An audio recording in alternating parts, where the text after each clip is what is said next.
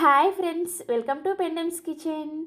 ఈరోజు వీడియోలో హెల్తీగా అలాగే టేస్టీగా పిల్లలు కూడా ఇష్టంగా తినే విధంగా రాగి పిండితోటి ఇలా బూరెల్లాగా పొంగిన పూరీలని, అలాగే ఈ పూరీలకి కాంబినేషన్గా బొంబాయి చట్నీని ఎలా ప్రిపేర్ చేసుకోవచ్చో చూపించబోతున్నాను.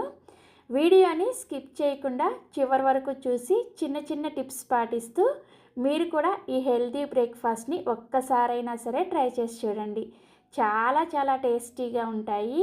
ఇక్కడ మీకు నేను పూరి చూపిస్తేనే అర్థమవుతుంది కదా ఎంత పర్ఫెక్ట్గా వచ్చిందో. సో ఇక లేట్ చేయకుండా ఈ హెల్తీ అండ్ టేస్టీ రాగిపిండి పూరీని పర్ఫెక్ట్గా ఎలా ప్రిపేర్ చేసుకోవాలో ఈ వీడియోలోకి వెళ్ళి చూసేయండి. ఈ రాగిపిండి పూరిని ప్రిపేర్ చేసుకోవడం కోసం ఫస్ట్ మనం పర్ఫెక్ట్గా పిండిని కలుపుకోవాలి. దానికోసం ఇలా ఒక మిక్సింగ్ బౌల్ని తీసుకొని ఇందులోకి 1 కప్పు రాగి పిండిని వేసుకోండి. నేను ఇక్కడ సూపర్ మార్కెట్లో ప్యాకెట్స్లో రాగి పిండి దొరుకుతుంది కదా, ఆ రాగి పిండిని వేసుకుంటున్నాను. మీరు కావాలంటే ఇంట్లో మరపట్టించుకున్న రాగి పిండి అయినా సరే వేసుకోవచ్చు. నెక్స్ట్ ఇందులోకి అదే కప్పుతోటి 1 కప్పు గోధుమ పిండిని వేసుకోండి. నేనైతే ఇక్కడ గోధుమ పిండికి బదులుగా మల్టీగ్రెయిన్ ఆటా ఉంటుంది కదా, మల్టీగ్రెయిన్ ఆటాని వేసుకుంటున్నాను. మీరు కావాలంటే గోధుమ పిండి ఏ బ్రాండ్ అయినా సరే వేసుకోవచ్చు. అచ్చంగా రాగి పిండితో కాకుండా ఇలా గోధుమ పిండిని కానీ మల్టీగ్రెయిన్ పిండిని కానీ వేసుకుంటే పూరీలు చాలా టేస్టీగా వస్తాయి. పిల్లలు కూడా చాలా ఇష్టంగా తింటారు. నెక్స్ట్ ఇందులోకి 1 టేబుల్ స్పూన్ బొంబాయి రవ్వను వేసుకోండి. దీన్నే ఉప్మా రవ్వ అలాగే సూజీ అని కూడా అంటారు. ఇలా బొంబాయి రవ్వ కొంచెం వేసుకోవడం వల్ల మనం ప్రిపేర్ చేసే పూరి చక్కగా పొంగుతుంది. అంతేకాకుండా పొంగిన పూరి తొందరగా అణిగిపోకుండా ఎక్కువ టైం వరకు అలానే పొంగి ఉంటుందన్నమాట. తర్వాత ఇందులోకి రుచికి సరిపడా ఉప్పును కూడా వేసుకోండి. ఉప్పు చూసుకొని వేసుకోండి, మరీ ఎక్కువగా పట్టదనమాట. సో ఇవన్నీ వేసుకున్న తర్వాత ఫస్ట్ నీళ్ళేమీ వేసుకోకుండా ఈ రాగి పిండి అలాగే గోధుమ పిండి బొంబాయి రవ్వ ఉప్పు ఇవన్నీ కూడా బాగా కలిసేటట్లుగా కలుపుకోండి. చూసారా, ఇలా బాగా కలుపుకున్న తర్వాత ఇప్పుడు ఇందులోకి 1 కప్పు నీళ్ళని ఒకేసారి కాకుండా కొద్ది కొద్దిగా వేసుకుంటూ ఈ పిండిని కొంచెం సెమీ సాఫ్ట్గా ఉండే విధంగా కలుపుకోండి. అంటే పిండి మరీ మెత్తగా కాకుండా కొంచెం గట్టిగానే ప్రిపేర్ చేసుకోవాలి. మరీ మెత్తగా ప్రిపేర్ చేసుకున్నా కానీ పూరీలు బాగా పొంగవన్నమాట. సో పూరీ పిండిని ఖచ్చితంగా కొంచెం కొంచెం నీళ్ళు వేసుకుంటూనే చూసారా, ఈ కన్సిస్టెన్సీలో మనం పూరీ పిండిని సెమీ సాఫ్ట్గా కలుపుకోవాలి. ఇక్కడ నేను పూరీ పిండి కలిపిన తర్వాత మీకు చూపిస్తున్నాను చూడండి. ఈ విధంగా కలుపుకున్న తర్వాత మీకు పిండి పర్ఫెక్ట్గా రెడీ అయిందో లేదో తెలుసుకోవాలంటే చూడండి, మనం పూరీ పిండిని కలుపుకున్న గిన్నె అనేది ఇలా చక్కగా క్లీన్గా ఉండాలి. ఎక్కడా కూడా పిండి అతుక్కున్నట్లుగా ఉండకూడదు. అదేవిధంగా మీరు కలుపుకున్న చేయి కూడా ఇలా క్లీన్గా ఉండాలన్నమాట. అప్పుడే మనకి పూరీ పిండి పర్ఫెక్ట్గా కలుపుకున్నామని అర్థం. నాకైతే ఇక్కడ 1 కప్పు నీళ్ళకి చూసారా 1 టేబుల్ స్పూన్ వరకు నీళ్లు మిగిలాయి. చూసుకొని పిండిని ఇలా కొంచెం గట్టిగానే కలుపుకోండి. సో పిండిని ఈ విధంగా కలుపుకున్న తర్వాత పిండి తడారిపోకుండా ఉండడం కోసం దీని మీద 1/2 టేబుల్ స్పూన్ దాకా నూనెని వేసుకొని ఈ నూనెని ఈ పిండి అంతా కూడా బాగా పట్టించండి. సో ఇలా పట్టించిన తర్వాత మూత పెట్టేసి ఈ పిండిని జస్ట్ ఒక 10 నుంచి 15 నిమిషాల పాటు పక్కన పెట్టుకోండి. పిండి కొంచెం నానిందంటే పూరీలు పర్ఫెక్ట్గా వస్తాయి.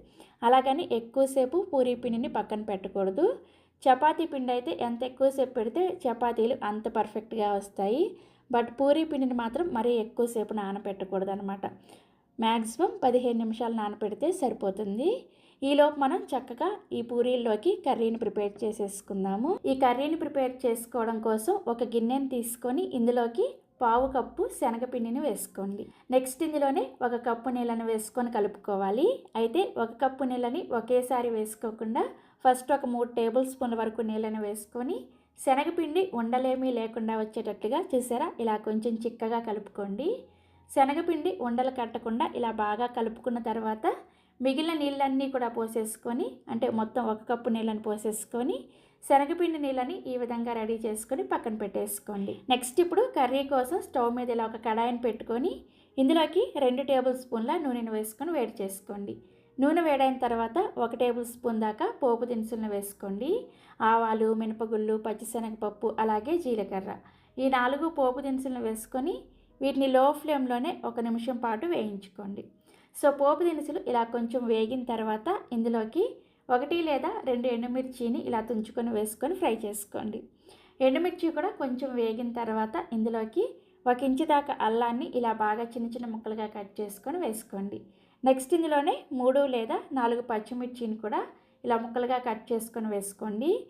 ఈ కర్రీ కోసం మనం పచ్చిమిర్చిని అలాగే ఎండుమిర్చిని మాత్రమే వేస్తాము, కారాన్ని వేయరనమాట. అందుకని మీరు తినే కారానికి తగ్గట్టుగా అలాగే పచ్చిమిర్చి ఉండే కారానికి తగ్గట్టుగా చూసుకొని అడ్జస్ట్ చేసుకోండి. పచ్చిమిర్చి వేసుకొని జస్ట్ ఇలా 1 నిమిషం పాటు వేయించేసుకొని ఇప్పుడు ఇందులోకి పెద్దదైతే 1, మీడియం సైజు అయితే 2 ఉల్లిపాయలని ఇలా పొడవుగా స్లైసెస్ లాగా కట్ చేసుకొని వేసుకోండి. నెక్స్ట్ ఇందులోనే 1 రెమ్మ కరివేపాకును కూడా వేసుకొని ఈ ఉల్లిపాయ రెబ్బలు సపరేట్ అయ్యేంత వరకు మంటని లో టు మీడియంకి అడ్జస్ట్ చేసుకుంటూ కలుపుకుంటూ వేయించుకోండి. సో ఉల్లిపాయ రెబ్బలు చూసారా, ఇలా సపరేట్ అయ్యేటప్పుడు ఇందులోకి 1 అర టీ స్పూన్ దాకా పసుపు అలాగే రుచికి సరిపడా ఉప్పును కూడా వేసుకొని ఒకసారి బాగా కలుపుకొని ఉల్లిపాయ ముక్కలు మెత్తబడేంత వరకు లో టు మీడియం ఫ్లేమ్లోనే వేయించుకోండి. ఈ కర్రీ కోసం ఉల్లిపాయలు అస్సలు రంగు మారకూడదు. చూసారా, జస్ట్ ఇలా మెత్తబడితే సరిపోతుంది. ఉల్లిపాయ ముక్కలు ఇలా మెత్తబడిన తర్వాత ఇందులోకి 1 మీడియం సైజ్ టమాటాని ఇలా చిన్న చిన్న ముక్కలుగా కట్ చేసుకొని వేసుకోండి. టమాటాని వేసుకున్న తర్వాత కూడా ఒకసారి మళ్ళీ కలుపుకొని మూత పెట్టేసి టమాటా ముక్కలు మెత్తబడేంత వరకు లో ఫ్లేమ్లోనే ఫ్రై చేసుకోండి. చూసారా, టమాటా ముక్కలు ఒక 2 నిమిషాలకి ఇలా చక్కగా మెత్తగా అయిపోతాయి. ఇప్పుడు ఇందులోకి 2 మీడియం సైజులో ఉండే బంగాళదుంపల్ని ముందుగానే ఉడికించి పైన పొట్టు తీసేసి ఇలా మ్యాష్ చేసుకొని పెట్టుకున్నాను నేను. ఈ బంగాళదుంపని ఇందులోకి వేసుకోండి. బంగాళదుంప వేసుకోకుండా కూడా సేమ్ ప్రాసెస్లో ఈ కర్రీని చేసుకోవచ్చు, బట్ బంగాళదుంప వేసుకున్నారంటే టేస్ట్ ఇంకా బాగుంటుందన్నమాట. సో ఇలా బంగాళదుంపని వేసుకొని ఒకసారి బాగా కలుపుకొని 1 నిమిషం పాటు వేయించుకున్న తర్వాత ఇందులోకి 2 కప్పుల వరకు నీళ్ళను వేసుకోండి. నీళ్ళను వేసుకొని ఒకసారి కలుపుకొని మూత పెట్టేసి మీడియం ఫ్లేమ్లోనే ఈ నీళ్ళు బాగా మరసలు కాగేంత వరకు మరిగించుకోండి. సో చూసారా, ఒక 3-4 నిమిషాలకి ఈ నీళ్ళు చక్కగా ఇలా మసలు కాగుతూ కర్రీ ఉడుకుతూ ఉంటుంది. ఇప్పుడు ఇందులోకి మనం ముందుగా కలిపి పెట్టుకున్న ఈ శనగపిండి నీళ్ళని మళ్ళీ ఒకసారి స్పూన్తో బాగా కలుపుకొని ఇందులోకి వేసుకోండి. ఇలా శనగపిండి నీళ్ళను వేసుకున్న తర్వాత కంటిన్యూగా కలుపుకుంటూ ఈ కర్రీని కనీసం 3-4 నిమిషాల పాటు లో టు మీడియం ఫ్లేమ్లోనే ఉడికించుకోవాలి. శనగపిండి నీళ్ళను వేసిన తర్వాత కర్రీ తొందరగా చిక్కబడిపోతూ ఉంటుంది. అలాగే మీరు కలపకుండా అలా వదిలేశారంటే శనగపిండి ఉండలు కట్టేస్తుంది అనమాట. అందుకని ఇలా కంటిన్యూగా కలుపుకుంటేనే మనకి కర్రీ పర్ఫెక్ట్గా వస్తుంది. సో ఇలా కలుపుకుంటూ కర్రీ చూసారా, ఇలా కొంచెం దగ్గర పడిన తర్వాత ఇందులోకి సన్నగా తరిగిన కొత్తిమీర కూడా కొద్దిగా వేసుకొని ఒకసారి బాగా కలుపుకొని కర్రీని ఈ కన్సిస్టెన్సీ వచ్చేంత వరకు ఉడికించుకోవాలి. వేడి మీద ఈ కన్సిస్టెన్సీలో ఉన్నప్పుడే స్టవ్ ఆఫ్ చేశారంటే మీకు ఇది కొంచెం చల్లారే కొద్దీ కొంచెం చిక్కపడుతుంది అనమాట. సో కర్రీ ఈ కన్సిస్టెన్సీకి వచ్చిన తర్వాత స్టవ్ ఆఫ్ చేసేసి కర్రీని రెడీగా పక్కన పెట్టేసుకోండి. మనం కర్రీని ప్రిపేర్ చేసుకునేసరికి పూరీ పిండి కూడా చక్కగా నానిపోయింది. ఇప్పుడు ఒకసారి మళ్ళీ పిండిని బాగా కలుపుకొని ఇందులో నుంచి మీడియం సైజులో చిన్న పిండి ముద్దను తీసుకొని ఈ పిండి ముద్దని పూరీలాగా కొంచెం మీడియం సైజులో పూరీని ఒత్తుకోండి. పూరీని మరీ పెద్ద సైజులో చేసుకోకూడదు. పెద్ద సైజులో చేసుకున్నారంటే పూరీకి హోల్స్ పడి సరిగా పొంగవు. అలాగే పూరీని మరీ మందంగా కాకుండా మరీ పలుచగా కాకుండా మీడియం సైజులో చేసుకోవాలి.